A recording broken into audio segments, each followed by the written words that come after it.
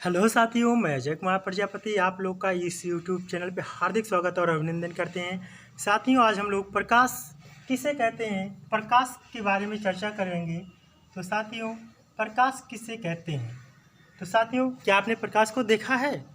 तो साथियों, प्रकाश स्वयं में अदृश्य होता है। साथियों, यह दिखाई नहीं पड़ता है। यह जिस वस्तु में पड़ता है वह वस्तुएं हमको दिखाई पड़ती हैं। तो साथियों, इसकी उपस्थित हमें महसूस होती है। तो साथियों, इसको हम बता सकते हैं, प्रकाश एक ऊर्जा है जिससे किसी वस्तु को हम देख सकते हैं, वस्तु को देख सकते हैं। साथियों, प्रकाश का मात्रक क्या होता है? साथियों, इसका मात्रक जूल होता है। अब बात सबसे इम्पोर्टेंट है जो आपको जानना जरूरी है। साथियों,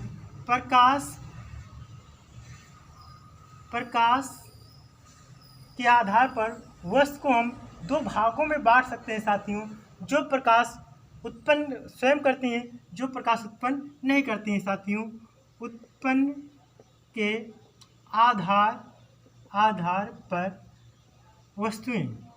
तो साथियों, जो खुद प्रकाश उत्पन्न करते हैं, साथियों, इन प्रकार की वस्तुओं को हम दीप्त वस्तुएं कहते हैं। जो प्रकाश स्वयं उत्पन्न नहीं करती हैं उनको साथियों अदीप्त वस्तुएं कहते हैं। साथियों, स्वयं प्रकाश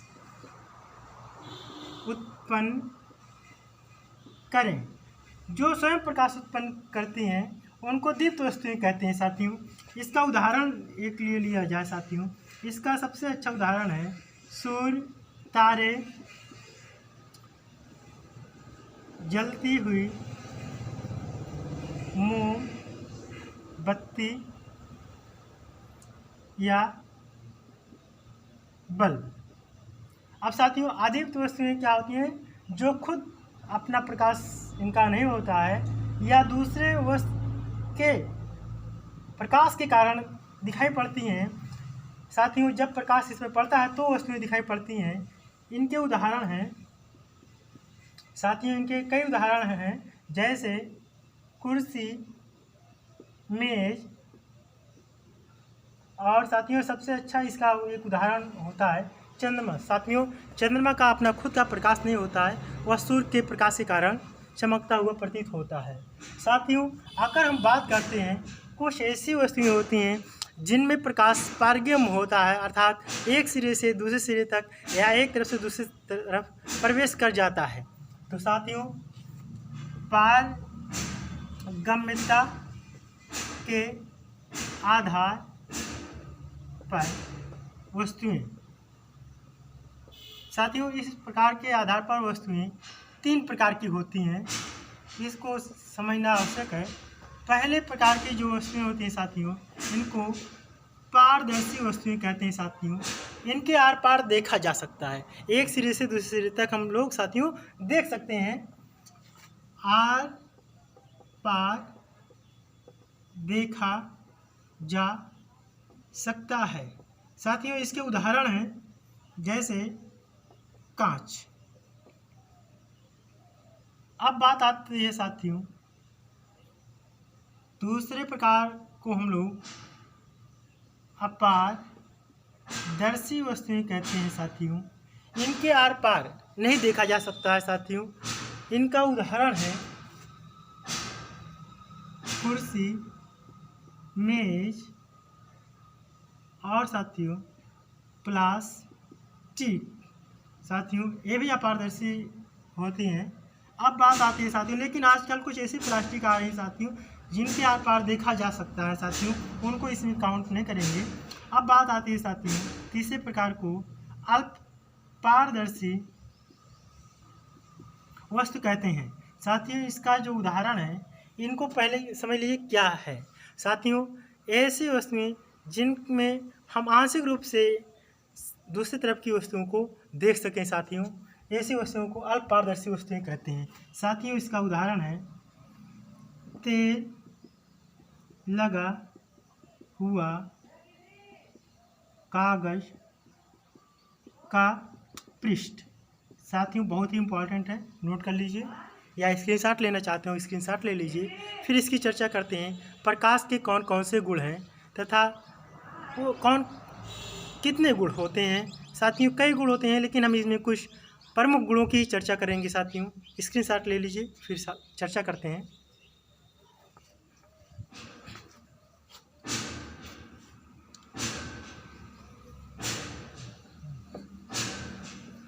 साथियों अगली हेडिंग है प्रकाश के गुण। तो साथियों बहुत ही इम्पोर्टेंट है, एग्जाम में पूछा जाता है। साथियों अगली हेडिंग है प्रकाश के गुण। तो साथियों प्रकाश के कौन कौन से गुण हैं, पहले तो इसको समझ लेते हैं। पहला गुण है साथियों प्रकाश सीधी को हम साथियों यहाँ पर सरल भी कह सकते हैं। सरल रेखा में गति करता है साथियों। अब बात आती है दूसरे गुण की, प्रकाश की चाल वायु या निर्वात में अधिकतम होती है। साथियों निर्वात क्या है? साथियों निर्वात को बताया जाए ऐसा स्थान जहाँ वायु ना हो। साथियों ऐसा स्थान जहाँ वायु ना हो उस स्थान को ही हम लोग निर्वात कहते हैं। अब बात आती है साथियों अगले गुण की, प्रकाश की चाल वायु या निर्वात में 3 × 10⁸ मीटर प्रति सेकेंड होती है। साथियों इसी को हम लोग का दूसरे शब्द में कह सकते हैं 3 लाख किलोमीटर पर सेकेंड होती है साथियों। अर्थात इसका मतलब प्रकाश 1 सेकेंड में 3 लाख किलोमीटर तक गति कर सकता है साथियों निर्वात में। अब बात आती है साथियों चौथे गुण की, प्रकाश की प्रकृति वैद्युत चुंबकीय होती है। अब बात है साथियों अगले गुण की। साथियों जो अगला गुण है प्रकाश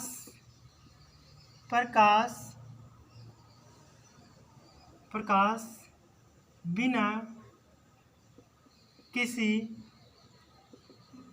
माध्यम के गति कर सकता है। साथियों इसका मतलब क्या है? प्रकाश को चलने के लिए किसी माध्यम की जरूरत नहीं होती है साथियों। इसको साथियों लिख दें माध्य अथवा प्रकाश को गति करने के लिए किसी माध्यम की आवश्यकता नहीं होती है। साथियों बहुत ही इम्पोर्टेंट है। अब साथियों सब अगले गुण की बात करते हैं, प्रकाश में प्रकीर्णन होता है। तो साथियों ये क्या है? साथियों जब कोई प्रकाश किसी निम्न तरंग दैर्घ्य वाली प्रकाश उस तरंग दैर्घ्य से छोटे आकार के अणु पर पड़ती है तो वह वस्तु प्रकाश को अवशोषित कर लेता है तथा दूसरे दिशा में परिवर्तित कर देता है। साथियों इसी गुण को ही प्रकाश का प्रकीर्णन कहते हैं। अब बात आती है साथियों अगले गुण की। अगर हम बात करें अगला गुण बहुत ही आसान है, वह है प्रकाश में परावर्तन होता है। 8वां गुण है साथियों प्रकाश में अपवर्तन होता है। अब बात 8 पॉइंट हो गए साथियों। अगर हम बात करें 9 पॉइंट में, प्रकाश में व्यतिकरण होता है। साथियों एक और यहाँ पे गुण की चर्चा करेंगे हम लोग। प्रकाश में विवर्तन होता है। साथियों यहाँ पर दो शब्द आए हैं। व्यतिकरण किसे कहते हैं पहले से इसको समझ लेते हैं साथियों व्यतिकरण क्या होता है साथियों? विभिन्न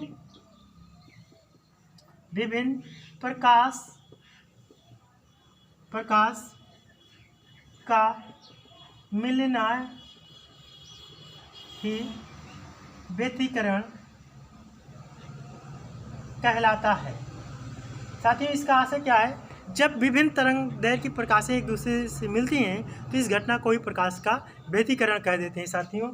अब अगला पॉइंट है प्रकाश का विवर्तन। साथियों जब कोई प्रकाश किसी सक्रिय रास्ते से गुजरता है तो वह किनारे की तरफ मुड़ जाता है। इस घटना को ही प्रकाश का विवर्तन कहते हैं साथियों प्रकाश का किनारे मुड़ना ही प्रकाश का विवर्तन कहलाता है साथियों प्रकाश का परावर्तन और अपवर्तन अभी हम इसकी डिटेल्स में चर्चा करेंगे साथियों।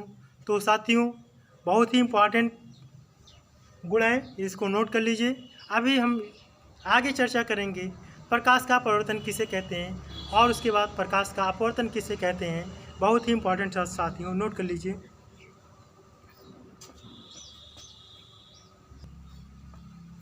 साथियों अब चर्चा करेंगे प्रकाश का परावर्तन।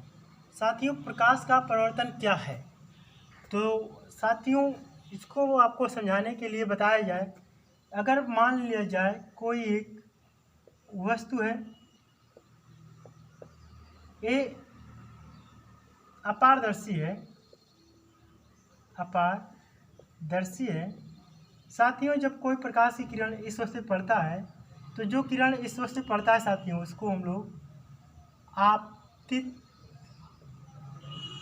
किरण कहते हैं साथियों। जब कोई आपतित किरण किसी वस्तु पे पड़ता है साथियों तो वह उसी माध्यम में दूसरी दिशा में मुड़ जाता है।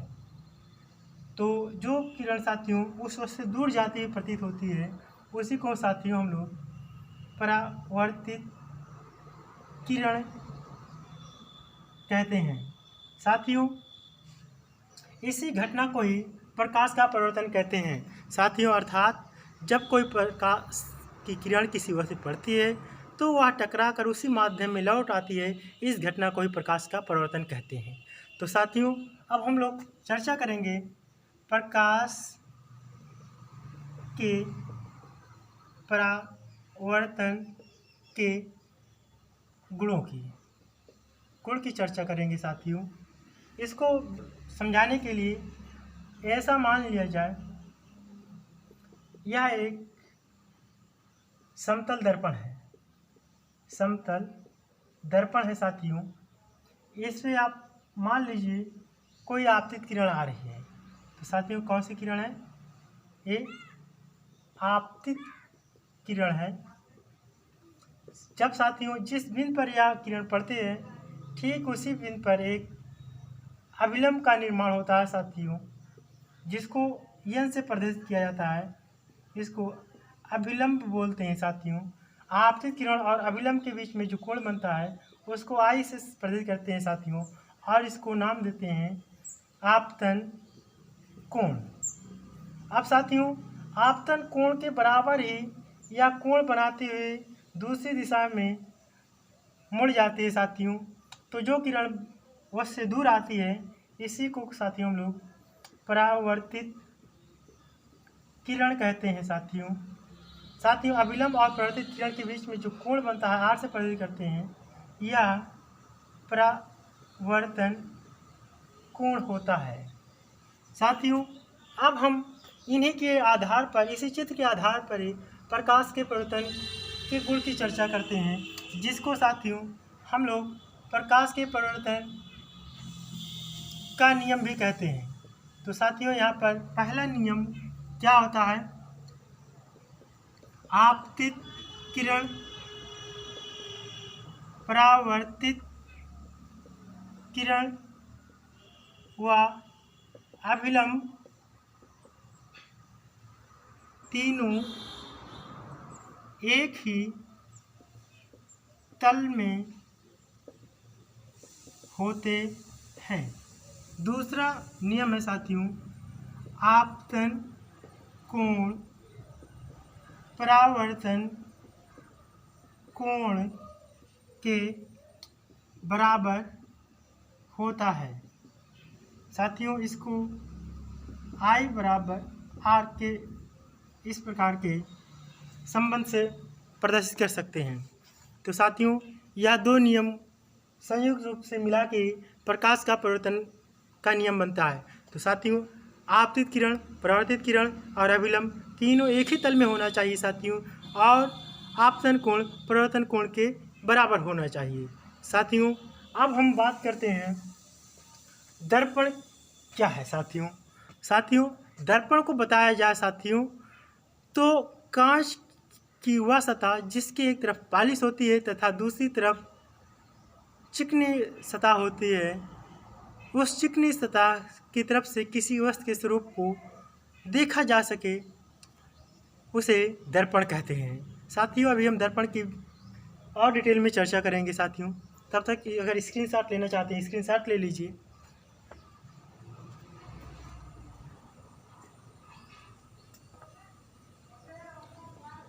साथियों, अब हम लोग चर्चा करेंगे प्रकाश का अपवर्तन क्या है।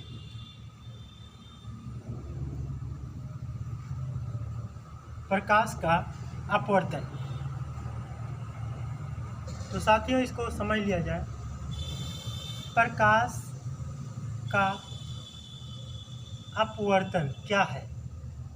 साथियों, जब कोई प्रकाश की किरण एक माध्यम से दूसरे माध्यम में जाती है तो इसी घटना को ही प्रकाश का अपवर्तन कहते हैं। तो साथियों, इसको एक चित्र के माध्यम से समझने की कोशिश करते हैं। साथियों, एक कांच का पदार्थ है जिसको हम लोग स्लैब बोलते हैं। तो साथियों, एक कांच है। साथियों, जब इसको वायु या निर्वात मानते हैं साथियों, यह जो है विरल माध्यम भी कहलाता है साथियों। अब इस माध्यम को अगर हम N1 मान लें और दूसरे माध्यम को N2 मान लेते हैं साथियों, तो साथियों यह दूसरा जो माध्यम होता है वह सघन माध्यम होता है साथियों, विरल माध्यम में प्रकाश की चाल ज़्यादा होती है और सघन माध्यम में प्रकाश की चाल विरल की तुलना में कम होती है। तो साथियों, अगर हम मान लें कोई एक आपतित किरण इस कांच की सतह पर पड़ती है साथियों, तो यहाँ पर एक काल्पनिक अभिलंब बन जाता है और यह प्रकाश की किरण अपने मार्ग से विचलित होकर दूसरे दिशा में गति करने लगती है साथियों। तो दूसरे माध्यम में जो प्रकाश की किरण है उसको हम लोग अपवर्तित किरण कहते हैं। कौन सी किरण कहते हैं साथियों? अपवर्तित किरण कहते हैं। अब साथियों, प्रकाश के अपवर्तन का नियम होता है प्रकाश के अपवर्तन का नियम। साथियों, ये क्या है? साथियों, इस नियम को ही साथियों हम लोग स्नेल्स का नियम भी कहते हैं। साथियों, ये नियम क्या है? साथियों, प्रकाश की चाल वायु में तथा प्रकाश की चाल माध्यम में जो होता है साथियों, वह माध्यम का अपवर्तनांक होता है, उसको यन से प्रदर्शित किया जाता है साथियों।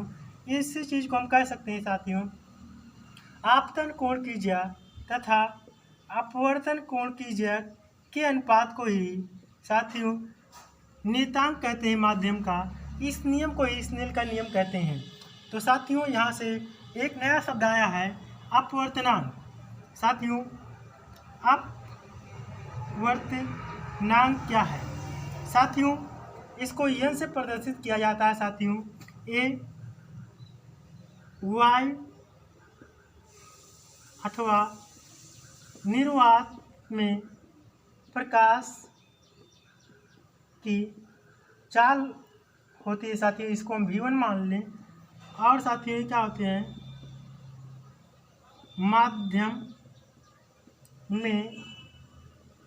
माध्यम में प्रकाश की चाल, इसको साथियों हम V2 मान लें। तो साथियों इसका आशय क्या हो गया, जब कोई प्रकाश की चाल वाय अथवा निर्वात में होती है तथा प्रकाश की चाल किसी माध्यम में होती है, इन दोनों चालों का जब अनुपात हम पता कर लेते हैं साथियों, तो वह उस माध्यम का अपवर्तनांक कहलाता है साथियों। इसको हम यह से प्रदर्शित करते हैं साथियों इसको कहीं कहीं देखिए, ये वायु से प्रवेश कर रही है साथियों, और कहाँ पर प्रवेश कर रही है साथियों, यहाँ पर हम काश मान ले रहे हैं। तो ये साथियों इस अपवर्तनांक को और स्पष्ट रूप से बताने के लिए ANG द्वारा प्रदर्शित करते हैं साथियों इसी चीज़ को कहीं कहीं इस तरह भी लिखा जाता है साथियों, यह सभी चीज़ें एक ही चीज़ें हैं साथियों। इसका आशय क्या है, प्रकाश वायु से काश में गति कर रहा है। अब बात आती है साथियों, अगर हम यहाँ पर इसी का उल्टा लिख दें, इसका आशय क्या हो गया साथियों, प्रकाश कांच से वायु में गति कर रहा है। तो साथियों प्रकाश का अपवर्तन में यह कोई आवश्यक नहीं है कि प्रकाश विरल माध्यम से सघन माध्यम में ही गति करे साथियों। ऐसा भी हो सकता है कि प्रकाश सघन माध्यम से विरल माध्यम में गति करती है साथियों। इस एरो के निशान से समझ लेते हैं कि प्रकाश किस माध्यम से किस माध्यम में गति कर रही होती है साथियों। तो साथियों अगर हम बात करते हैं, जब प्रकाश की चाल वायु से कांच में हो जाती है तथा जब प्रकाश कांच से वायु में गति करता है, तो इनमें अपवर्तनांक के मध्य एक संबंध होता है। तो साथियों क्या संबंध होता है, वह होता है ANG गुणे GNA बराबर 1 होता है साथियों। ये एक महत्वपूर्ण सूत्र हो गया साथियों। यह भी एक सूत्र हो गया, यह भी एक सूत्र हो गया, यह भी एक सूत्र हो गया साथियों। ऐसे ही सूत्रों पर आधारित प्रश्न एग्जाम में पूछे जाते हैं साथियों। स्क्रीनशॉट ले लीजिए, बहुत ही इम्पोर्टेंट है। अब साथियों हम लोग चर्चा करेंगे दर्पण क्या है तथा इसके कितने प्रकार होते हैं तथा कौन कौन से भाग होते हैं। तो साथियों बहुत ही इम्पोर्टेंट है, नोट कर लीजिए या स्क्रीनशॉट ले लीजिए।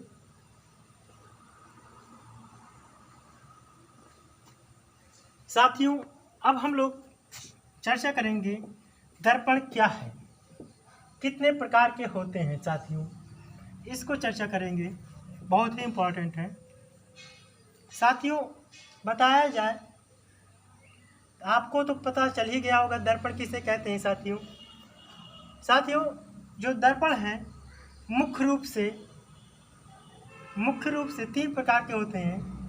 कौन कौन से दर्पण होते हैं पहले इसको समझ लीजिए साथियों। एक होता है समतल दर्पण, एक होता है साथियों उत्तल दर्पण, और एक होता है अवतल दर्पण साथियों। समतल दर्पण को हम इस तरह प्रतीक से प्रदर्शित करते हैं, उत्तल दर्पण को साथियों इस तरह हम प्रदर्शित करते हैं, अवतल दर्पण को साथियों इस तरह प्रदर्शित करते हैं।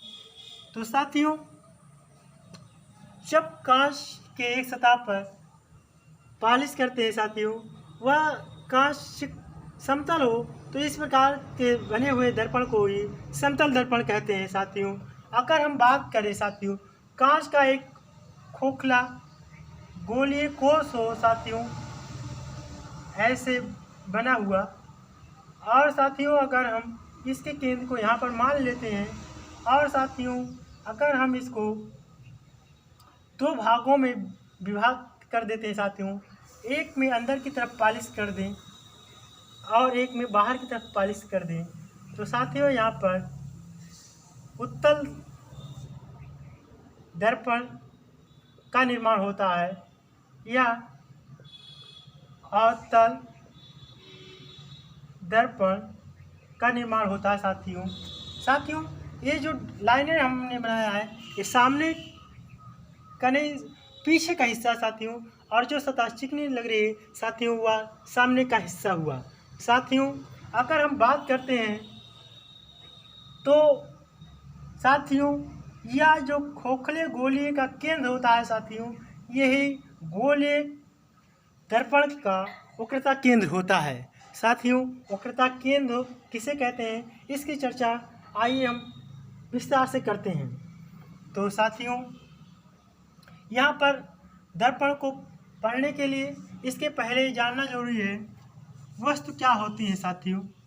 साथियों, इस दर्पण के सामने जिसका स्वरूप हमें दर्पण में दिखाई पड़ता है उसी को वस्तु यहाँ पर माना जाता है। साथियों, अब बात आती है साथियों, प्रतिबिंब क्या है। साथियों, जब कोई वस्तु से आपतित किरणें दर्पण पर पड़ती हैं और परावर्तित होकर आँखों में पड़ती हैं साथियों, तो वह उस वस्तु का प्रतिबिंब आँखों पे बना हुआ प्रतीत होता है। साथियों, उसी को हम लोग उस प्रतिबिंब के स्वरूप को ही, उस वस्तु के स्वरूप को ही प्रतिबिंब कहते हैं। साथियों, प्रतिबिंब दो प्रकार के होते हैं। जब परावर्तित किरणों के प्रच्छेदित बिंदु से जो प्रतिबिंब बनता है साथियों, उसको वास्तविक प्रतिबिंब कहते हैं। साथियों, जब परावर्तित किरणें एक दूसरे बिंदु पर प्रच्छेदित होती हुई प्रतीत होती हैं साथियों, इस प्रकार के प्रतिबिंब को हम साथियों आभासी प्रतिबिंब कहते हैं। साथियों, जब परावर्तित किरणें मिलती हैं साथियों तो वास्तविक प्रतिबिंब बनता है। जब परावर्तित किरणें मिलती हुई प्रतीत होती हैं साथियों तो आभासी प्रतिबिंब बनता है। साथियों, वास्तविक प्रतिबिंब को पर्दे पर प्राप्त कर सकते हैं और आभासी प्रतिबिंब को पर्दे पर प्राप्त नहीं कर सकते हैं। साथियों, यह काल्पनिक होता है। तो साथियों, आपको पता चल गया वास्तविक प्रतिबिंब क्या है और आभासी प्रतिबिंब क्या है। साथियों, इसको साथियों पर्दे पर प्राप्त कर सकते हैं साथियों, और साथियों इसे पर्दे पर प्राप्त नहीं कर सकते हैं। साथियों, यहाँ पे पहली इम्पॉर्टेंट चीज़ है साथियों, यहाँ पर परावर्तित किरणें प्रतिच्छेदित करती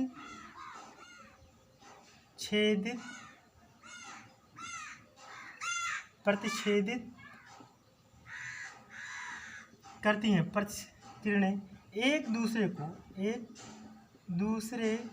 को प्रच्छेदित करती है।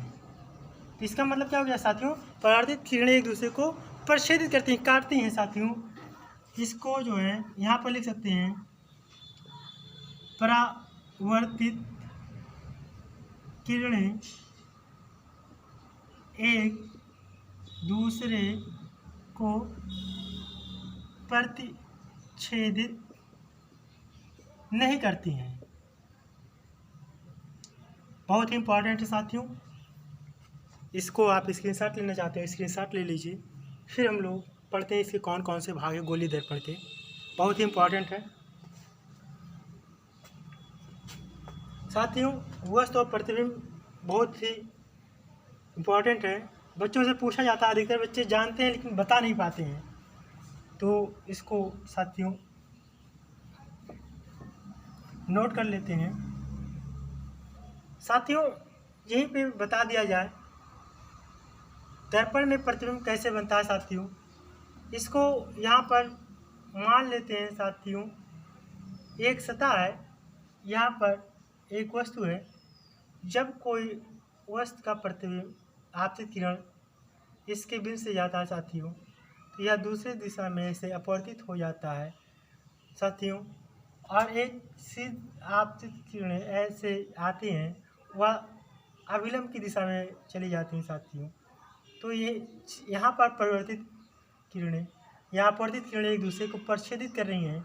तो साथियों, इसको अगर ए बी से कहें तो साथियों यही वस्तु है और यही यहाँ पर क्या है, प्रतिबिंब है। ठीक है साथियों, अब बात करते हैं गोलीय दर्पण के भाग। साथियों, आप चाहे उत्तल दर्पण की बात करें चाहे अवतल दर्पण की बात करें साथियों, सभी दर्पण में समान भाग होते हैं। तो साथियों यहाँ पर हम लोग एक चर्चा करते हैं कौन कौन से भाग होते हैं। साथियों अगला पॉइंट है गोलीय दर्पण के प्रमुख भाग। साथियों अगर हम एक गोलीय दर्पण मान लें ऐसे ही, साथियों यह अवतल दर्पण है। साथियों इस दर्पण के जो मध्य बिंदु होते हैं साथियों, इसी को हम लोग ध्रुव बोलते हैं साथियों। और एक काल्पनिक लाइन इस तरह बना दें साथियों, इस लाइन को ही मुख्य अक्ष बोलते हैं साथियों। यह जिस बिंदु पर दर्पण को प्रक्षेपित कर रहे हैं साथियों, इसी चीज़ बिंदु को ही हम लोग ध्रुव कहते हैं साथियों। यह गोलीय जिस केंद्रीय गोलीय कोश का भाग होता है साथियों, उसको हम लोग वक्रता केंद्र बोल देते हैं साथियों। वक्रता केंद्र को C से प्रदर्शित करते हैं साथियों। वक्रता केंद्र और ध्रुव के मध्य बिंदु को साथियों हम लोग फोकस कहते हैं साथियों। साथियों ध्रुव से ही सभी दूरियां नापी जाती हैं, चाहे वह इस दर्पण के सामने हो चाहे वह दर्पण के पीछे हो। तो साथियों अगर हम बात करते हैं यहाँ पर हम लोग साथियों ध्रुव को P बिंदु से निरूपित किए हैं, फोकस को साथियों F से प्रदर्शित किए हैं, वक्रता केंद्र को साथियों C से प्रदर्शित किए हैं। साथियों ध्रुव से जो फोकस की दूरी होती है साथियों उसको F से प्रदर्शित करते हैं, स्मॉल f से प्रदर्शित करते हैं साथियों। तो फोकस दूरी को साथियों हम लोग स्मॉल f से प्रदर्शित करते हैं साथियों। और साथियों ध्रुव से ही वक्रता केंद्र की जो बीच की दूरी है साथियों, वक्रता त्रिज्या कहलाती है, r से प्रदर्शित करते हैं साथियों। साथियों वक्रता त्रिज्या को r से प्रदर्शित किया जाता है साथियों। अब साथियों इसको कह दें, इसको 2f से भी प्रदर्शित किया जाता है साथियों। अब इसमें अगर किसी जगह पर कोई एक वस्तु हो, इसको a b से प्रदर्शित करते हैं साथियों। वस्तु से ध्रुव तक की जो दूरी होती है साथियों, इसको हम लोग u से प्रदर्शित करते हैं। वस्तु दूरी को हम लोग u से प्रदर्शित करते हैं साथियों। अगर हम मान लें प्रतिबिंब कहीं पे बना है साथियों, इसको a डैश b डैश कह दें साथियों। यह क्या है साथियों, वस्तु है, और ये साथियों क्या है, प्रतिबिंब है साथियों। ध्रुव से प्रतिबिंब की जो दूरी होती है उसको v से प्रदर्शित करते हैं साथियों। प्रतिबिंब की दूरी को v से प्रदर्शित करते हैं साथियों।